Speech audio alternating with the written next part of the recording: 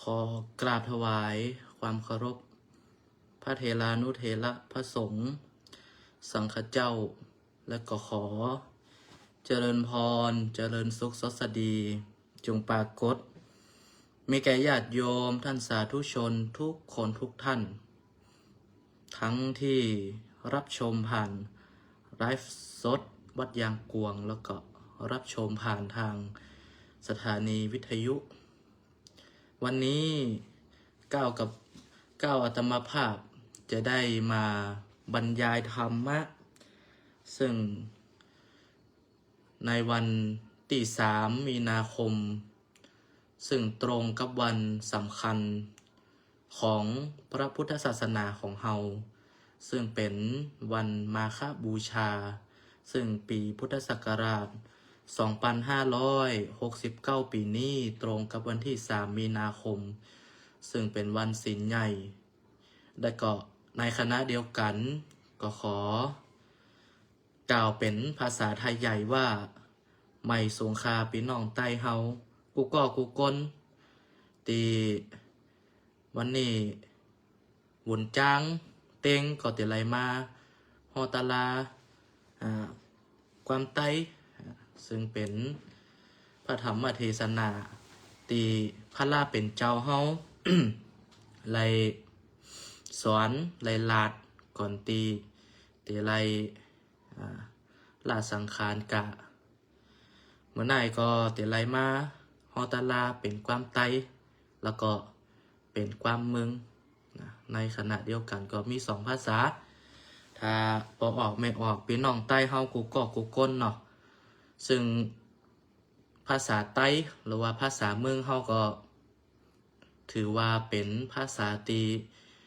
มีความใกล้เคียงมีความตีจะเหมือนกันอย่างเฮิรนภาษาเมืองก็ว่าเฮิรนภาษาใต้เฮาก็ว่าเฮิรนก็แปลว่าที่อยู่อาศัยนะครับมันก็มีความใกล้เคียงกันผมว่าอันหลายผมว่ามันก็วางกรรมก็ใกล้เคียงกันแต่วันไหนแต่ไรมาฮอตาลาเป็นภาษาเมืองเนาะด้วยส่วนใหญ่เพราะว่าก็มีโยมเนาะเปิดไลรับชมผ่านทั้งไลฟ์สดก็ลีตั้งคนไตตั้งคนเมืองเฮาก็เลยฟังออกจ้อมกันซึ่งวันนี้เฮาก็จะได้มาบรรยายธรรมเนาะเป็นภาษาไทยแล้วก็ภาษาไทยใหญ่หรือว่าภาษาเมืองเฮาเนาะก็วันนี้นั้นอาตมาภาพมีนามว่าพระธนดลได้ฉายาทางพระพุทธศาสนาว่าจิตตโสภโนซึ่งเป็นฉายาที่พระอุปัชฌาย์พระเดชพระคุณท่านเจ้าคุณพระสิทธิวชิรานุกูลวัดพระธาตุดอยสุเทพเป็นพระอุปัชฌาย์ทรงตั้งฮื้อเนาะว่าจิตตโสภโนผู้มีจิตใจอันงดงามถ้าแปลตรงตัวแล้วก็ได้ฉายาทางธรรมว่าพระธนดลจิตตโสภโนซึ่งเป็นฉายาที่ทางศาสนาพุทธที่พระทุกรูปควรมีนะวันนี้เนื่องด้วยว่าเดือนมีนาคมเข้าสู่เดือนที่เป็นเดือนวันสำคัญของพระพุทธศาสนาของเฮาซึ่งเป็นวันมาฆบูชาซึ่งถ้าจะกล่าวถึงวันมาฆบูชาแล้วก็มีเหตุการณ์สำคัญเกิดขึ้นอยู่4 อย่างตัวกันก็คือเหตุการณ์แรกนั้นเป็นวันที่พระสงฆ์จำนวน 1,250 รูปมาประชุมกันที่วัดเวรุวันนะกรุงราชคฤห์โดยที่บ่ได้มาดหมายถ้าจะกล่าวเป็นภาษาไทยใหญ่แล้วก็เป็นวันที่ พระลาเป็นเจ้าเนาะหรือว่าเป็นบุญจ้างตั้งเซงไหลมาจุ่มกัน1 เหง 2 ปาก50 ปามาจุ่มนุ่มกันก็ไหลมาลาดมาห่างกันนั่นแหละลำดับที่2ก็เป็นพระภิกษุสงฆ์เหล่านั้นน่ะ ล้วนเป็นพระพุทธเจ้าทรงอุปสมบทให้โดยตรงจากพระพุทธเจ้าหรือว่าจะเลือกอีกอย่างหนึ่งก็คือเอหิภิกขุอุปสัมปทาก็คือสมเด็จพระสัมมาสัมพุทธเจ้าทรงประทานบวชให้แล้วก็เหตุการณ์ที่3นั้นพระภิกษุสงฆ์จำนวน 1,250 รูปเหล่านั้นทรง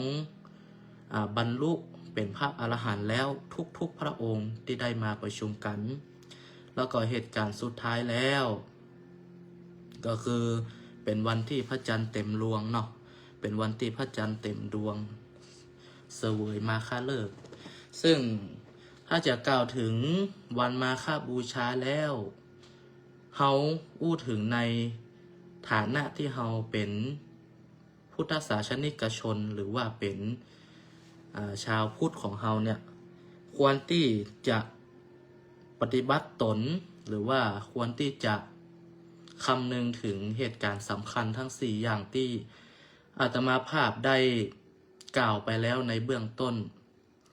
ทีนี้เฮาเป็นชาวพุทธเฮาก็มานึกถึง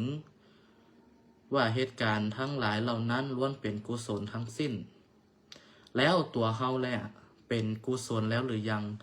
ถ้ายังมาเป็นกุศลเฮาก็ควรที่จะทำบำเพ็ญหรือว่าทำอะไรอย่างให้เป็นกุศลเช่นวันมาฆบูชาหรือว่าวันศีลใหญ่เนี่ยเฮาในฐานะชาวพุทธยิ่งเป็นชาวล้านนาของเฮาเนี่ยเฮาก็ควรที่จะ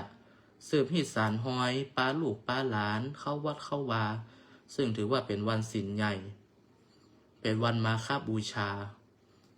อันดับแรกเฮาก็ต้องปาลูกปาหลานเฮาเข้าวัดทำบุญเพื่อที่จะสั่งสอนเขาบ่ให้เขาละหีดละประเพณีที่บ้านเมืองเฮาเคยยากกันมาก็คือมาเจ้านั้นเฮาก็ควรที่จะปาลูกปาหลานมาทำบุญเข้าตักบาตรเนาะซึ่งในแต่ละวัดก็คงที่จะมีการทำบุญตักบาตรมีการใส่เข้าบาตรก็ปาลูกปาหลานไปตานขันเข้าก็ดีไปใส่บาตรก็ดีบ่ให้เขาห่างจากศาสนาพุทธบ่ให้เขาห่างจากประเพณีที่เราเคยยากกันมาซึ่งประเพณีถือว่าเป็นสิ่งที่วัยรุ่นปัจจุบันนี้ห่างไกลอยู่พอสมควรเพราะว่าหลายสิ่งหลายอย่างหลายปัจจัยว่าปัจจุบันนี้ละอ่อนวัยรุ่นของเราทั้งเทคโนโลยีก็ตามทั้งอย่างก็ตามที่อำนวยความสะดวกให้เขาซึ่งพอเราเสพติดจากการเสพติดจากสิ่งอำนวยความสะดวกบอกว่าจะเป็นโทรศัพท์ละอ่อนมันก็คิดว่าวันพระใหญ่ก็โอนทำบุญผ่านออนไลน์แต่หาความจริงว่าการโอนทำบุญโอนเงินทำบุญผ่านออนไลน์นั้นเป็นกุศลแต่การที่เราเอาตัวเราเข้าวัดแล้วก็ได้ทำบุญหลายๆอย่างเนี่ยเป็นกุศลยิ่งกว่าซึ่งเราก็จะได้ทำบุญหลายๆอย่างถ้าเราเข้าวัดแต่ถ้าเราผ่านเล่นผ่านโทรศัพท์ทำบุญเสร็จบางคนก็รับบางคนก็บ่ได้ง่ายอย่างแต่ถ้าเราเข้าวัดเข้าวาได้กราบไหว้พระขอพรมันจะเป็นกุศลยิ่งกว่าเพราะฉะนั้นแล้วใจความสำคัญที่อาตมาพูดอย่างนี้ก็คือการที่จะให้โยมนี้คนชาวพุทธเฮาบะเดียวนี้บดีห่างวัดห่างวาเกินไปซึ่งถ้าสังเกตแล้ววัดวาบะเดียวนี้หลายวัดหลายวาหลายวัดก็จะเศร้าบ่มีโยมเข้าบางวัดก็อาจจะมีโยมน้อยลงไปซึ่งใจความสำคัญที่อาตมาภาพจะได้มาแสดงพระธรรมเทศนาหรือมาบรรยายธรรมในวันนี้ก็คือการมีพระรัตนตรัยซึ่งพระรัตนตรัยนั้นเป็นหลักสำคัญของพระพุทธศาสนาของเราซึ่งพระรัตนตรัยถ้าจะกล่าวแล้วก็มีอยู่3ประการก็คือพระพุทธพระธรรมและพระสงฆ์ ซึ่งพระพุทธพระธรรมและพระสงฆ์นี้เราควรที่จะมีพระรัตนตรัยอย่างไรไว้ในใจ ก็จะบอกญาติโยมไว้อย่างนี้ว่า การมีพระพุทธพระธรรมและพระสงฆ์ไว้ในใจนั้นเราก็ควรที่จะมีหลักง่ายๆก็คือพระพุทธก็คือปัญญา การที่เรามีปัญญาเราก็เข้าถึงพระพุทธพระธรรมก็คือความจริงที่เราเจอในชีวิตประจำวันทุกสรรพสิ่งทุกอย่าง แม้กระทั่งประสบการณ์ที่เราเคยผ่านมาก็คือความจริงและสุดท้ายอันดับที่3ก็คือพระสงฆ์ก็คือความดีก็คือนับถือความดีของเราความดีของเราที่เราเคยเนี่ยความดีของเราที่เราเคยสร้างทุกสรรพสิ่งทั้งปวงนั้นล้วนเป็นความดีเราก็ควรนับถือตรงนั้น3อย่างนี้ควรมีไว้ในใจพระพุทธคือปัญญาพระธรรมคือความจริงและพระสงฆ์คือความดีและลำดับต่อมาในวันมาฆบูชานั้นบ่ได้มีแค่4เหตุการณ์สำคัญแต่องค์สมเด็จพระสัมมาสัมพุทธเจ้ายังทรงที่จะเขาเรียกว่าตัดโอวาทปาติโมกข์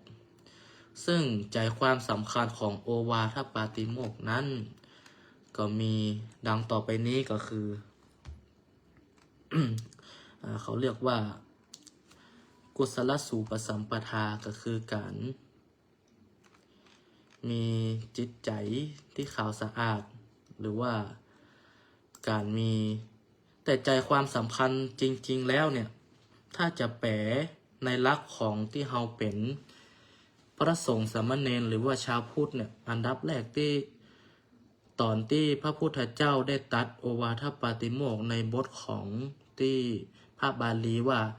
อนุปวาโทซึ่งแปลใจความว่าเป็นบุคคลที่ไม่ว่าร้ายใครไม่ทำร้ายใครกล่าวถึงผู้อื่นด้านดีอยู่เสมอซึ่งข้อนี้ก็สำคัญที่ว่าประเทศไทยของเราปัจจุบันนี้ยักอย่างน้อยก็ว่าให้กันเล่าขวัญกันกล่าวถึงกันในสิ่งที่บดีจะกล่าวถึงกันในด้านดีก็เมื่อตายจากกันไปแล้วประเทศไทยปัจจุบันของเราเป็นอย่างนี้ตอนเป็นอยู่นี่เล่ากันในสิ่งที่บดีนินทากันในสิ่งที่บดีเขาเรียกว่าต่อหน้าว่าสรรเสริญรับหลังตั้งนินทาเป็นอย่างนี้ในยุคปัจจุบันบอกว่าบ้านใดบอกว่าที่ไหนบอกว่าจังหวัดใดเป็นกันหมดต่อหน้าว่าสรรเสริญรับหลังตั้งนินทาแต่ถ้าเราได้ศึกษาโอวาทปาติโมกข์ขององค์สมเด็จพระสัมมาสัมพุทธเจ้าในข้อที่ว่าอนุปวาโทเป็นบุคคลที่บอกว่าร้ายใครก็ควรมีข้อนี้ไว้ในใจข้อที่2นั้นข้อที่ว่าอนุปคาโตมาเบียดเบียนบ่เข็นฆ่าบ่ทำร้ายใครข้อนี้ก็สำคัญเป็นอย่างมากในปัจจุบันเพราะว่าปัจจุบันเฮานี้ข่าวที่ออกมาในแต่ละวันนี้บ่มีวันไหนเลยที่แบบออกข่าวที่ว่าฆ่าฟันกันบอกว่านี้ปัจจุบันนี้มันเหมือนสมัยก่อนที่ได้ศึกษามาปัจจุบันนี้มันมีสิ่งที่ยั่วยุบอกว่าจะเป็นสารเสพติดบอกว่าจะเป็นสุราเมลัยของทั้งปวงที่ทำให้มึนเมาเนี่ยก็เกิดการฆ่าฟันแทงกันและที่ร้ายที่สุดก็คือข่าวที่บอกว่าฆ่าพ่อตีแม่นี่ถือว่าเป็นบาปอย่างยิ่งที่จะทำให้เฮานั้นตกอเวจีหรือว่ามรณกใหญ่ที่สุดและบอกว่าจะทำบุญบอกว่าจะสร้างคุณงามความดีแทนจะใดก็คือต้องตกมรณกอย่างเดียวถ้าการฆ่าพ่อตีแม่นี้โอวาทปาติโมกข์ขององค์สมเด็จพระสัมมาสัมพุทธเจ้าก็ได้ตรัสไว้ท่านสาธุชนถ้าว่างก็ลองไปศึกษาดูว่าโอวาทปาติโมกข์ขององค์สมเด็จพระสัมมาสัมพุทธเจ้านั้น เป็นสิ่งที่ศักดิ์สิทธิ์เป็นความจริง ต่อไปนั้นอาตมาภาพจะได้มาสาธยายในส่วนที่จะในส่วนที่เป็นธรรมะสิ่งที่เป็นความจริงญาติโยมทั้งหลายปัจจุบันนี้โยมทั้งหลายประสบปัญหาอย่างไรการงานทำงานนักก่อได้พักพ่องก่อหลายคนมาสนทนาธรรมกับอาตมาภาพเนี่ยมาสนทนาว่าตุ๊กปี้เฮ้ยกูวันนี้ข้าเจ้ายากการอีดเวลาปิกบ้านไปแม่จะนอนหลายชั่วโมงก็ตามแต่ตื่นมานั้นใจบ่สดชื่นเลยมันเป็นจะใดเฮาก็ในฐานะที่เฮาเป็นพระคุณเจ้าเฮาก็ตัดไปว่าเฮาก็บอกโยมไปว่าโยมเอ๋ยกูวันนี้โยมมีพระรัตนตรัยไว้ในใจหรือยังเพราะการมีพระรัตนตรัยจะช่วยให้โยมลดความคิดหรือว่าแยกแยะปัญหาที่เจอเพราะว่าจะเป็นปัญหาเรื่องที่ทำงานเพราะว่าจะเป็นปัญหาในส่วนของ ในส่วนของการใช้ชีวิตประจำวันปัญหาหนี้สินต่างๆก็จะเบาลงถ้าโยมทักอารมณ์และหมั่นระลึกพระรัตนตรัยไว้ในใจร่างกายของเฮานั้นถึงแม้จะนอนพักก็จริงแต่ใจเฮานั้นบ่เคยพักเลยเพราะใจของเฮานั้นมันคุ้นคิดอยู่เสมอว่าพรุ่งนี้จะใช้ชีวิตอย่างใดพรุ่งนี้จะทำงานเจออย่างพ้องหัวหน้างานจะด่ากอแต่ถ้าโยมมีพระรัตนตรัยไว้ในใจมันระลึกว่าพุทโธเมนาโถธัมโมเมนาโถสังโฆเมนาโถอยู่อย่างนี้มันก็จะช่วยให้โยมค่อยคิดค่อยทำค่อยแยกแยะมันระลึกไว้ในใจเป็นพันรอบเป็นหมื่นรอบต่อวันทุกลมหายใจเข้าออกมันจะทำให้เราไปโฟกัสที่พุทโธเมนาโถบ่ได้โฟกัสที่ปัญหาที่เราจะต้องเจอ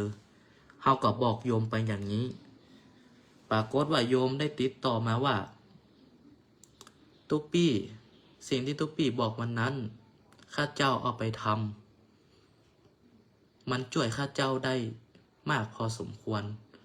ทำให้ตื่นมาแล้วสดชื่นกูเตื้อข้าเจ้านี่ก่อนรับนี่คิดปัญหาต่างๆแต่เมื่อมีการระลึกพระรัตนตรัยแล้ว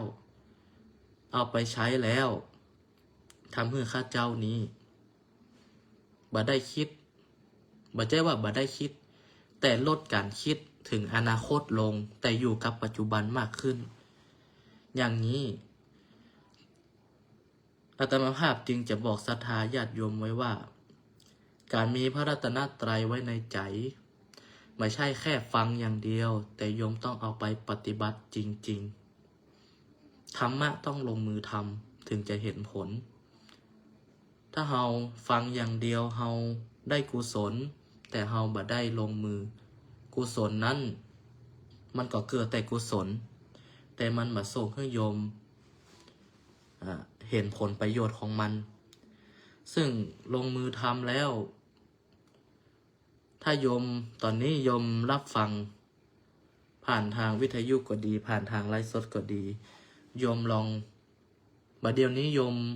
ทำใจให้ว่างๆทำใจให้สบายลองละวางปัญหาลงแล้วลองระลึกตามอาตมาภาพว่าพุทโธเมนาโถธัมโมเมนาโถสังโฆเมนาโถพุทโธเมนาโถธัมโมเมนาโถสังโฆเมนาโถพุทโธเมนาโถธัมโมเมนาโถสังโฆเมนาโถแบบนี้ไปเรื่อยๆจนกว่าอาตมาภาพจะบรรยายธรรมเสร็จโยมลองระลึก ระหว่างที่ฟังบรรยายธรรมไปตัวยลองระลึกพระรัตนตรัยไปตัวยลองพอเหรอว่าปัญหาที่โยมกึดก่อนที่จะระลึกพระรัตนตรัยมันเป็นจะใดโยมหาวิธีแก้ได้หรือยังเฮาลองทำตัวกันพอธรรมะต้องลงมือทำถึงจะเห็นผลถ้าโยมบ่ได้ลงมือทำผลมันมาเกิดรับฟังเพียงอย่างเดียวก็ฟังเพียงอย่างเดียวบ่ได้ใจประโยชน์อะไรอย่างแต่ถ้าโยมลงมือทำแล้วโยมเห็นผลแล้วโยมจึงจะเกิดประโยชน์ต่อตนเองซึ่งพระรัตนตรัยนี้ก็จะถ้าโยมระลึกพระรัตนตรัยแล้วเราก็จะไปสเต็ปที่สองก็คือการเข้าใจในกระบวนการทำงานของร่างกายของเราซึ่งร่างกายของเรานั้นประกอบด้วยขันธ์ห้าเนาะซึ่งเป็นเบสิกพื้นฐานอยู่แล้วว่าทุกคนก็ต้องรู้อยู่แล้วว่าขันธ์ห้าเราก็มีรูปเวทนาสัญญาสังขารและวิญญาณรูปก็คือธาตุสี่ที่อยู่ในตัวเราดินน้ำไฟลมดินก็คือธาตุปฐวีธาตุน้ำก็คือธาตุไฟธาตุลมว่ากันไปนี่ก็คือรูปทั้งสี่อย่างนี้ก็คือรูปที่อยู่ใน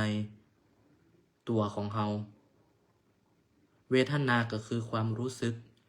สัญญาคือความจำสังขารคือการปรุงแต่งวิญญาณก็คือการรับรู้ซึ่งขันธ์ห้านี้ถ้าจะกล่าวตาม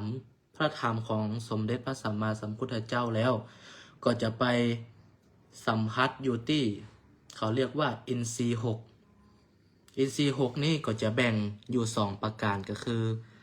อายตนะภายใน6ประการและก็อายตนะภายนอก6ประการ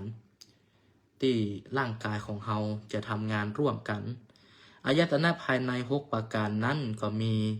ตาหูจมูกลิ้นกายและใจส่วนอายตนะภายนอกก็จะมีรูปเสียงกลิ่นรสโผฏฐัพพะและธรรมารมณ์การทำงานของอินทรีย์6แล้วก็ขันธ์ห้านี้ทำงานอย่างไรอาตมาภาพจะได้อธิบายอย่างนี้ว่าเวลาตาเขาเนี่ยเขาพอคนหนึ่งเนี่ยตาเขาก็จะเกิดเป็นรูปคนหูเมื่อหูเขาเนี่ยมันก็จะกระทบเสียงทำให้เกิดความรู้สึกนี้ก็คือเกิดเวทนาจมูกเขานี้เมื่อมันได้กลิ่นแล้วมันก็จะเกิดสัญญาคือความจำยกตัวอย่างเช่น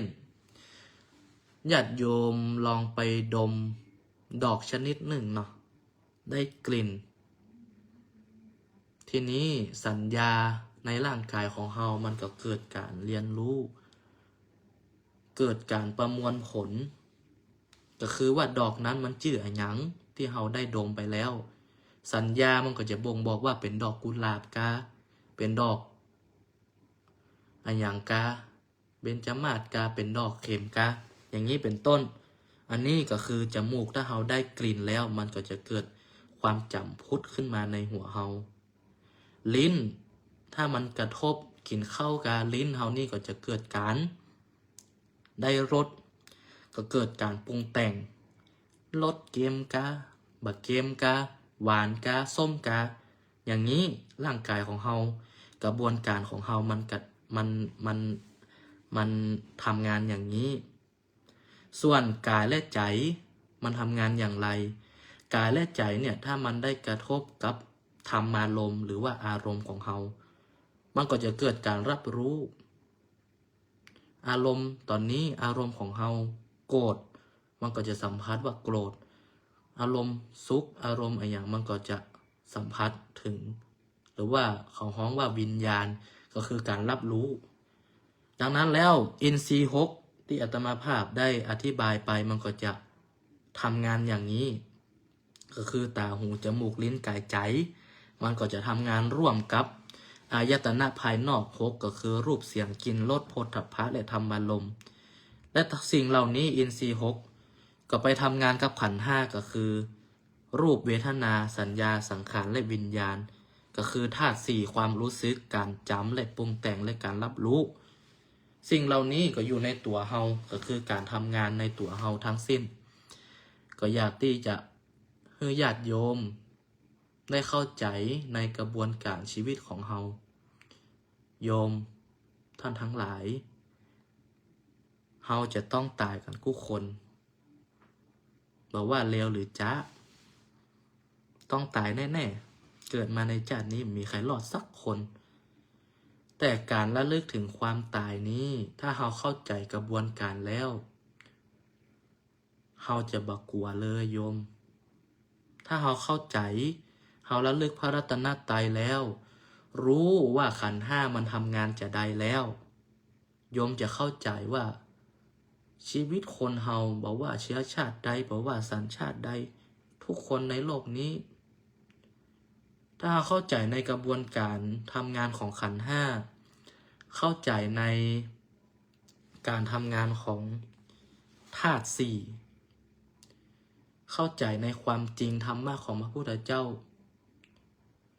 มามีอย่างแล้วโยมที่โยมจะ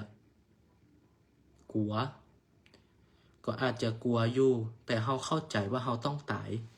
มันก็บั่นทอนจิตใจของเฮานั้นคือลดความกลัวลงอยู่พ่องโยมลองเปิดใจในการเรียนรู้เรื่องกระบวนการเป็นสิ่งสำคัญเรื่องกระบวนการของการทำงานของร่างกายของเฮาธาตุสี่ทำงานจะได้ขันธ์ห้าทำงานจะได้โยมก็ต้องเข้าใจในส่วนนี้มันก็จะทำให้โยมได้พิจารณาสังขารของเฮาไปตัวเกิดขึ้นตั้งอยู่และดับไปชีวิตคนเฮาก็มีเพียงเท่านี้บอกว่าโยมจะเจอปัญหาอะไรยังนักเบาจะไปลืมระลึกพระรัตนตรัยเนอะพระรัตนตรัยระลึกจะใดพุทโธเมนาโถธัมโมเมนาโถสังโฆเมนาโถระลึกอยู่อย่างนี้วันละ1,000 รอบ10,000 รอบ100,000 รอบโยมลองตั้งอธิษฐานลองทำก่อนที่จะถึงวันมาฆบูชาพอหรอโยมจะปรารถนาสิ่งอะไรหยังโยมกึศสิ่งอะไรหยังโยมอยากได้อะไรหยังโยมก็จะสำเร็จถ้ามันระลึกพระรัตนตรัยไว้ในใจแล้วถ้ามันระลึกพระรัตนตรัยไว้ในใจแล้วพุทโธเมนาโถธัมโมเมนาโถสังโฆเมนาโถใจของเฮานั้นมันก็จะสดชื่นใจของเฮานั้นมันก็จะดีเวลาใจของเฮาดีแล้วมันจะขอพรอะไรหยังมันก็สำเร็จผลทุกประการแต่ถ้าโยมมีพระรัตนตรัยไว้ในใจโยมจะไปขอสิ่งศักดิ์สิทธิ์ที่สุดในโลกหรือว่าในประเทศไทยแต่โยมใจของโยมนั้นยังเศร้าหมองอยู่โยมคิดว่าโยมจะสำเร็จหรือจิตเป็นนายกายเป็นบ่าวนะโยมเนอะกายของเฮาถึงแม้จะล่าเริงแต่ใจของเฮาล่าเริงจริงหรือมีใครหู้ตัวเฮาเท่านั้นที่หู้ตัวเฮาเท่านั้นที่หู้ว่าตัวเฮาเท่านั้นที่รับทราบถึงแม้โยมจะกายของเฮาภายนอกของเฮาจะแสดงสีท่าที่สดชื่นหรือว่าเบิกบานเพียงใดแต่ถ้าใจของเฮาเศร้าหมองมันมีกำลังใจเนี่ยอย่างสักอย่างกำลังใจทำงานกำลังใจแผนชีวิตบางทีถ้าคนเฮานี่มันหมดกำลังใจนี่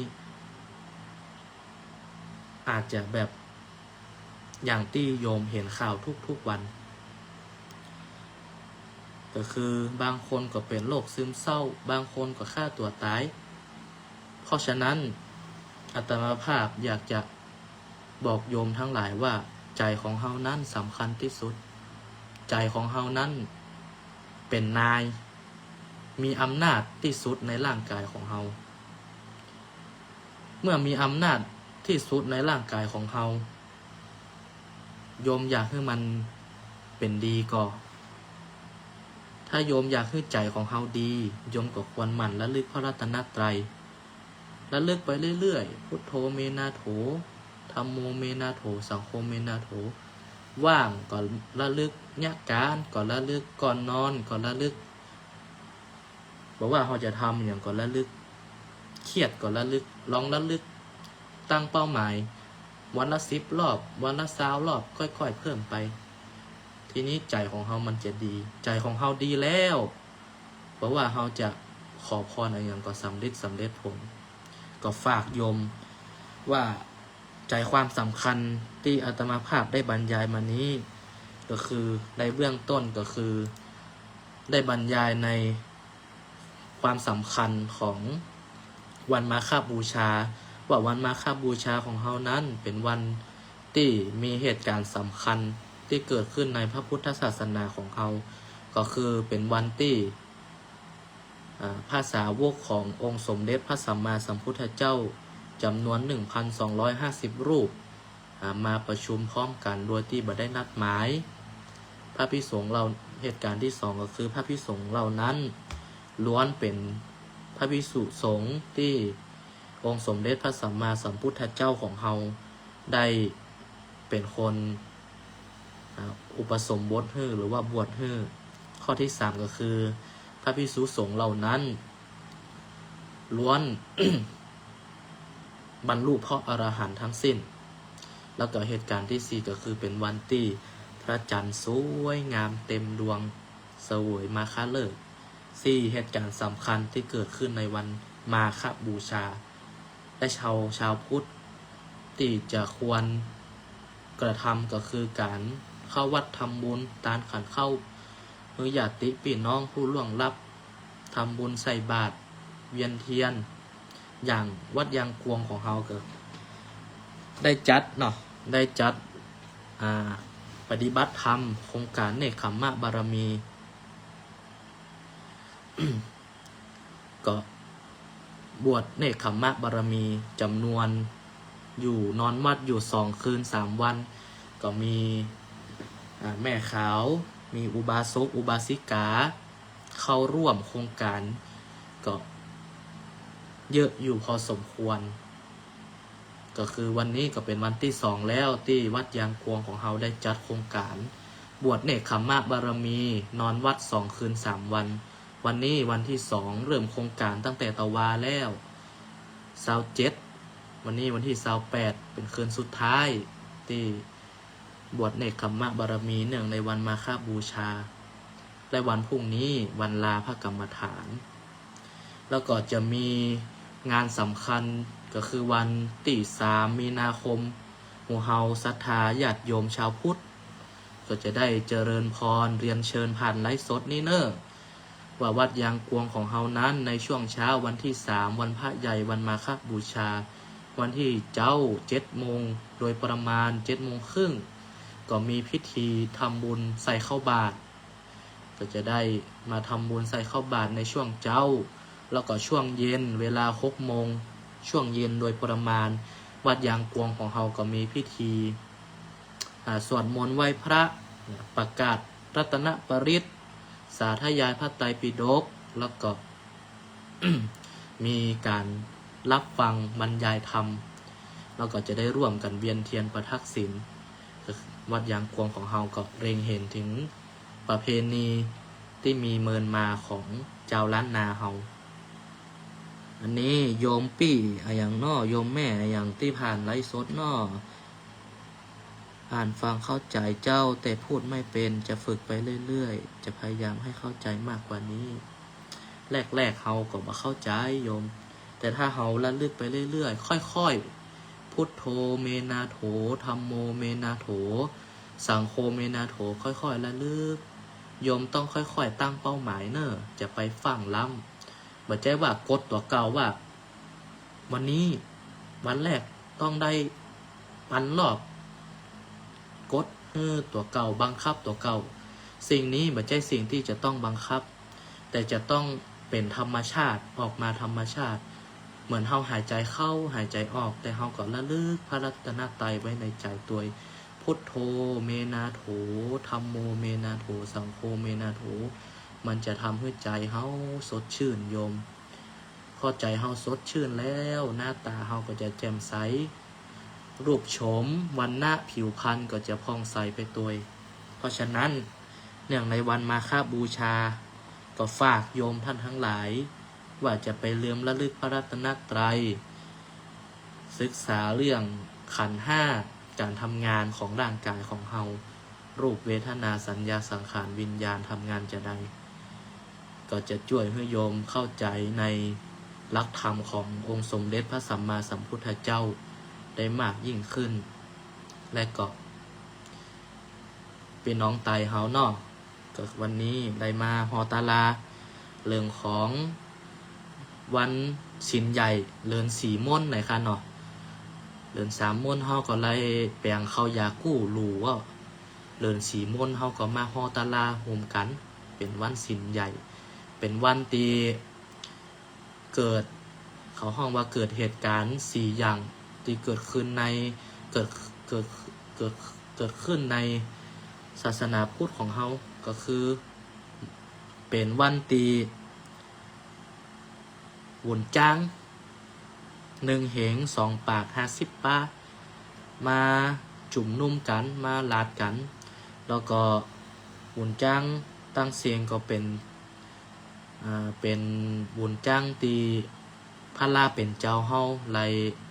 ยาบจ้างปันนะครับเนาะแล้วก็เป็นวันตี หุ่นจ้างตั้งเสียงนั่นไลเป็นของห้องว่าไลเป็นพระลาเป็นเจ้าไลเข้าใจในธรรมะของพระลาเป็นเจ้าเฮาแล้วก็เป็นวันตี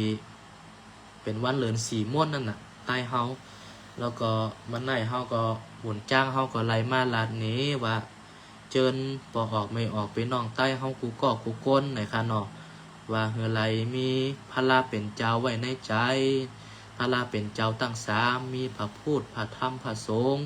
ไว้ในใจเฮาพุทโธเมนาโถธัมโมเมนาโถสังโฆเมนาโถเป็นใจอยู่ในใจเฮา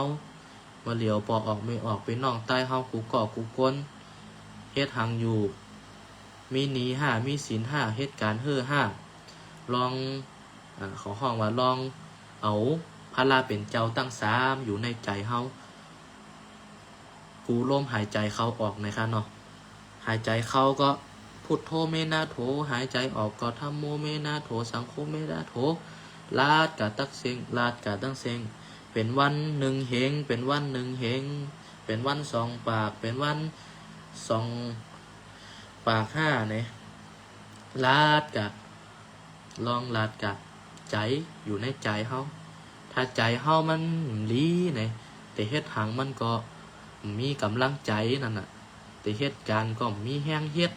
แต่ถ้าใจเฮาเลี้ยวแต่เหตุการณ์มันก็มีแห้งเฮ็ดอ่ะใจเฮาเลี้ยวหน้าเฮามันก็ใสน่ะผิวอย่างเนื้อตัวเฮามันก็แต่ดูสะอาดโอ้มีศีลมีธรรมมีกุศลวันไหนเฮาก็ไล่มาลาดนี้น่ะปอกออกไม่ออกไปน้องใต้เฮาเหลือนสีมนวันที่3 มีนาเนี่ยค่ะเนาะเป็นวันที่เฮาแต่ไล่ป้ากันมาเข้าวัดเข้าว่าป้ากันมาหลู่มาตานเป็นวันเลินสีมนตั้งใต้เฮานะคะเนาะวันที่3เป็นวันศีลใหญ่ต้านหลวงปฏิวัติยังกงของเฮาก็ยินหลีต้อนรับปอออกไม่ออกไปน้องใต้เฮากูก่อกูกนเจไลมาเฮ็ดกุศลตั้งหลีมาหลู่มาตานวันที่3 มีนาคมนะคะเนาะก็วันไหนเฮาก็เลยมาฮอตาลาปั่นปอออกไม่ออกไปน้องใต้เฮากูก่อกูกนไรยินไรหู้กันเนาะถ้าไรยินไรหู้เอาก็ขอปอออกไปน้องใต้เฮากูก่อกูกนไรเอากายเฮ็ดเตะถ้าเฮาเอากายเฮ็ดเตะมันเกิดผลดีต่อเฮามันเกิดกุศลตั้งดีต่อเฮาแต่ถ้าเฮาไรยินเอาเฮาไรยินความในเอาพุทโธเมนาโถธัมโมเมนาโถสังโฆเมนาโถลาดอยู่ในใจติ๊กๆเนี่ยเอากายเฮ็ดเตะเนี่ยมันก็จะเกิดผลดีต่อเฮานะครับเนาะก็ขอปอออกไม่ออกไปน้องใต้เฮากูก่อกูกวนตีไรยินเสียงไรยินความก็เอากะใจเตะๆนะเอากะเฮ็ดเตะอย่าไปเฮ็ดเล่นๆพ ระธรรมเทศนาเนี่ยมันก็จะอยู่ตั้งลีของเขาก็ไม่สูงเป็นน้องใต้ของกูก่อกูกลก็อย่าไปลืมเขาวัดเขาว่ามาหลูมาตานเลินสีมนเป็นน้องใต้ของกูก่อกูกลวัดเตอยู่ตีจ้องไกลเฮินปอออกไม่ออกเข้าห้าแต่อยู่จ้องไกลเฮินพี่น้องใต้เฮากูก่อกูกลห้าก็เขากะไว้พันลาเป็นเจ้าเขากะลูกกะต้านที่วัดยางกงเฮาหน่อยก็หิมประตูเจ้งใหม่ก็ถ้าพอออกไม่ออกเฮาไล่ผ่านมาตั้งประตูเจ้งใหม่ก็มาเวทเฮกัมมาไว้พันลาเป็นเจ้าเฮกัมมาหลูมาต้านที่วัดยางกงเฮาก็ยินดีตอนหับพี่น้องใต้เฮากูก่อกูโกนนะครับเนาะดูดีกินหวานกูก่อกูโกนค่ะเนาะก็ขอเจริญพรญาติโยมสังสาธุชนทุกคนทุกท่านสรุปรวมความวันนี้ก็คือว่า